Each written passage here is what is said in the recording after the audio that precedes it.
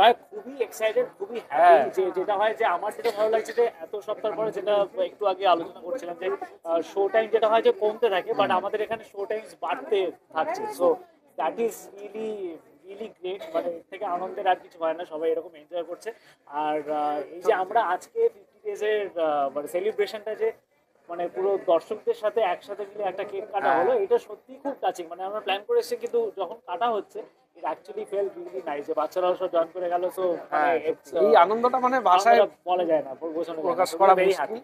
But মানে সত্যি আমারও প্রথম কাকাবাবুতে আসা, আর সেই ছবিটা এত এত ভালো করছে। নিশ্চয়ই আরো প্রচুর কাকাবাবু তৈরি হবে, সব ছবি এরকম হবে আমরা ধরে নিচ্ছি। হ্যাঁ, একদম একদম নিশ্চয়ই হওয়াই উচিত। এবং মানুষ সত্যি এই ছবিটাকে এত ভালোবেসেছে, এত, এবং শুধু কলকাতায় না, বিভিন্ন শহরে লোক দেখেছে।